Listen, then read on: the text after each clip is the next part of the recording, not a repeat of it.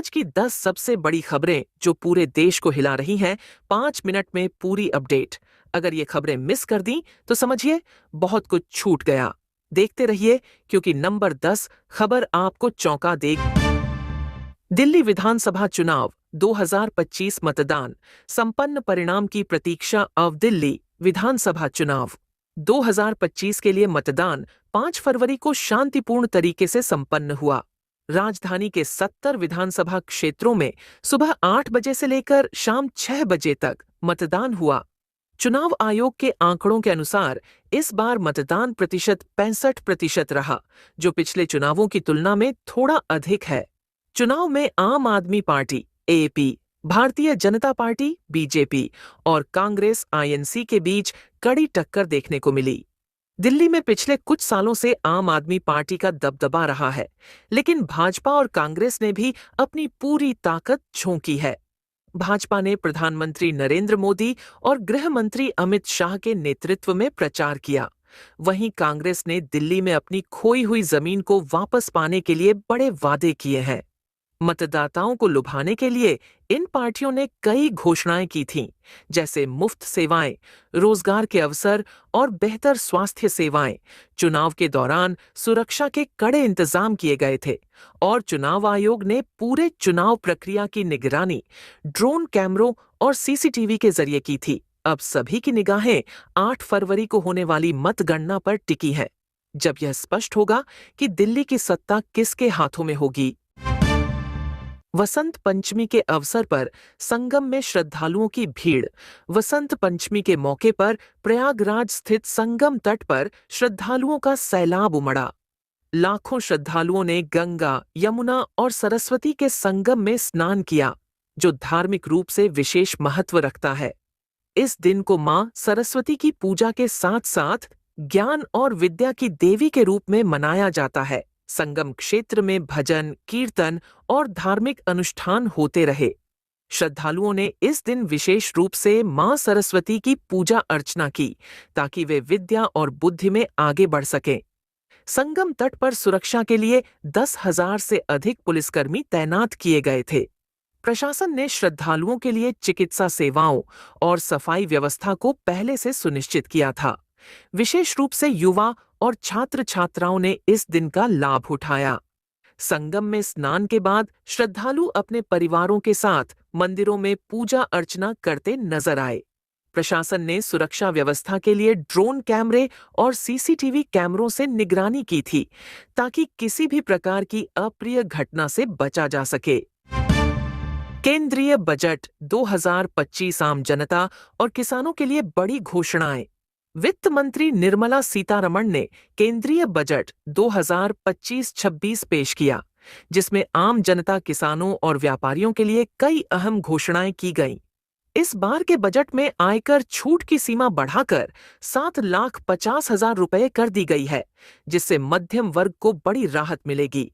इसके अलावा किसानों के लिए 10 लाख करोड़ रुपए के कृषि आर्ण का प्रावधान किया गया है और किसानों को सस्ते दरों पर आर्ण देने की योजना बनाई गई है। सरकार ने कृषि उत्पादन बढ़ाने के लिए नया कोल्ड चेन नेटवर्क बनाने का भी ऐलान किया है। इस बजट में स्वास्थ्य और शिक्षा के क्षेत्र में भी महत्वपूर्ण घोषणाएं की गई हैं, जैसे 100 नए मेडिकल कॉलेज और 500 नए सरकारी स्कूल खोलने की योजना। इसके अलावा इंफ्रास्ट्रक्चर में 12 लाख करोड़ रुपए का निवेश किया जाएगा, जिससे रोजगार के अवसर भी बढ़ेंगे। इस बजट के जरिए सरकार ने यह स्पष्ट किया है कि उसका फोकस रोजगार सृजन और गांवों के विकास पर रहेगा। इस बजट से उम्मीद जताई जा रही है कि भारतीय अर्थव्यवस्था को और मजबूती मिलेगी और मध्यम वर्ग को राहत मिलेगी।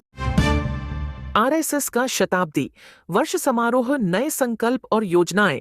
राष्ट्रीय स्वयंसेवक संघ आरएसएस ने अपनी स्थापना के 100 वर्ष पूरे होने का जश्न बड़े धूमधाम से मनाया। इस अवसर पर संघ ने नए संकल्पों और योजनाओं का ऐलान किया, जिसमें अगले 5 सालों में 1 लाख शाखाएं स्थापित करने का लक्ष्य रखा गया है। संघ प्रमुख मोहन भागवत ने इस अवसर पर संबोधित करते हुए कहा कि संघ का उद्देश्य समाज में समानता और समरसता स्थापित करना है। इसके लिए विशेष अभियान चलाए जाएंगे, जिनका फोकस विशेष रूप से युवाओं को जोड़ने पर होगा। संघ ने समाज सेवा के क्षेत्र में अपनी भागीदारी बढ़ाने का भी संकल्प लिया है। इसके तहत स्वास्थ्य, शिक्षा और पर्यावरण के क्षेत्र में काम करने के लिए नई योजनाएं बनाई जाएंगी। इसके अलावा संघ ने राष्ट्र निर्माण के लिए एक मजबूत और समृद्ध समाज बनाने की दिशा में काम करने की बात कही।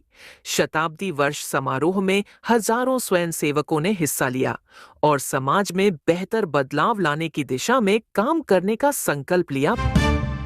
महाकुंभ 2025 संगम तट पर आस्था का महासंगम। महाकुंभ 2025 के आयोजन में अब तक 3 करोड़ से अधिक श्रद्धालु संगम तट पर आस्था की डुबकी लगा चुके हैं। यह महाकुंभ अपने धार्मिक महत्व के कारण देश विदेश से लाखों श्रद्धालुओं को आकर्षित कर रहा है। संगम तट पर श्रद्धालुओं की भारी भीड़ को देखते हुए प्रशासन ने सुरक्षा, सफाई और चिकित्सा सेवाओं की व्यापक व्यवस्था की है। महाकुंभ के दौरान विभिन्न संत महात्माओं के प्रवचन, भजन, कीर्तन और अन्य धार्मिक कार्यक्रम चल रहे हैं। प्रशासन ने भीड़ को नियंत्रित करने के लिए विशेष यातायात व्यवस्था बनाई है और पार्किंग की सुविधा भी उपलब्ध कराई है। संगम में स्नान के लिए आने वाले श्रद्धालुओं के लिए चिकित्सा सहायता और राहत शिविर भी लगाए गए हैं। श्रद्धालु इस दौरान संगम में स्नान कर पुण्य की प्राप्ति कर रहे हैं और अपने पापों से मुक्ति की कामना कर रहे हैं। इस महाकुंभ में विशेष रूप से युवा और परिवार के लोग बढ़ चढ़कर हिस्सा ले रहे हैं। चैंपियंस ट्रॉफी 2025 भारतीय क्रिकेट टीम की तैयारियां जोरों पर। भारत की क्रिकेट टीम आगामी चैंपियंस ट्रॉफी 2025 के लिए पूरी तरह से तैयार है। यह टूर्नामेंट पाकिस्तान और संयुक्त अरब अमीरात में आयोजित किया जाएगा और भारतीय टीम अपनी जीत की उम्मीदों को लेकर मैदान में उतरेगी। टीम के कप्तान रोहित शर्मा और उप कप्तान विराट कोहली ने इस टूर्नामेंट के लिए कड़ी ट्रेनिंग शुरू कर दी है। भारतीय क्रिकेट टीम के कोच राहुल द्रविड़ ने कहा कि खिलाड़ी मानसिक और शारीरिक रूप से पूरी तरह तैयार है और उनकी रणनीतियां विरोधियों को हराने के लिए पूरी तरह तैयार हैं। भारतीय टीम के गेंदबाजी विभाग में जसप्रीत बुमराह और मोहम्मद सिराज जैसे तेज गेंदबाजों पर विशेष ध्यान दिया जा रहा है, जबकि बल्लेबाजी में शुभमन गिल और सूर्यकुमार यादव जैसे युवा बल्लेबाजों को अहम भूमिका दी जाएगी। भारतीय टीम ने हाल ही में अपने घरेलू मैदानों पर कई अभ्यास मैच खेले हैं और अब वह चैंपियंस ट्रॉफी में अपनी जीत की ओर बढ़ रहे हैं। गगनयान मिशन। भारत का पहला मानव अंतरिक्ष अभियान तैयार। भारतीय अंतरिक्ष अनुसंधान संगठन ISRO का गगनयान मिशन भारत के लिए ऐतिहासिक साबित होने वाला है। इस मिशन के तहत 3 भारतीय अंतरिक्ष यात्री पहली बार अंतरिक्ष में जाएंगे। मिशन के लिए अंतरिक्ष यात्री पहले से ही प्रशिक्षण ले रहे हैं और इसके तहत उन्हें 15 दिन तक अंतरिक्ष में रहना होगा। गगनयान मिशन का उद्देश्य भारत को अंतरिक्ष अनुसंधान के क्षेत्र में और अधिक सक्षम बनाना है। इस मिशन को लेकर भारतीय वैज्ञानिकों में भारी उत्साह देखा जा रहा है, क्योंकि इससे भारत की अंतरिक्ष शक्ति में और इजाफा होगा। इस मिशन के तहत अंतरिक्ष यात्रियों को हर प्रकार की चुनौती से निपटने के लिए प्रशिक्षित किया जा रहा है, ताकि वे सुरक्षित रूप से अंतरिक्ष की यात्रा कर सके। हिस्सा ले रहे हैं। 1. उत्तर प्रदेश में किसानों के लिए बड़ा ऐलान, 20,000 करोड़ रुपए की सहायता। उत्तर प्रदेश सरकार ने राज्य के किसानों के लिए एक बड़ी योजना का ऐलान किया है, जिसके तहत 20,000 करोड़ रुपए की सहायता राशि का प्रावधान किया गया है। यह सहायता राशि किसानों को उधारी से छुटकारा पाने और उनके कृषि कार्यों को मजबूत करने के लिए दी जाएगी। मुख्यमंत्री योगी आदित्यनाथ ने इस योजना का उद्घाटन करते हुए कहा कि यह कदम किसानों की आर्थिक स्थिति को सुधारने और कृषि क्षेत्र में समृद्धि लाने के लिए उठाया गया है। योजना के तहत किसानों को सस्ते दरों पर आड़ उपलब्ध कराया जाएगा और उन्हें कृषि उपकरणों पर सब्सिडी भी दी जाएगी। साथ ही राज्य सरकार ने यह भी वादा किया है कि किसानों को मंडी में अच्छा मूल्य मिलेगा और उनकी फसल बिक्री के लिए नए बाजार खोले जाएंगे। इसके अलावा खाद्य और कृषि उत्पादों की कीमतों को नियंत्रित करने के लिए विशेष कदम उठाए जाएंगे। इस योजना से उत्तर प्रदेश के किसानों को अपनी आय बढ़ाने और बेहतर जीवन स्तर हासिल करने में मदद मिलेगी। भारतीय रेलवे की नई पहल, 500 नई ट्रेनें शुरू होंगी। भारतीय रेलवे ने अपनी यात्री सेवाओं को और अधिक बढ़ाने का निर्णय लिया है, जिसके तहत 500 नई ट्रेनों की शुरुआत की जाएगी। इस पहल का मुख्य उद्देश्य यात्रियों को बेहतर सुविधाएं और सुविधाजनक यात्रा प्रदान करना है।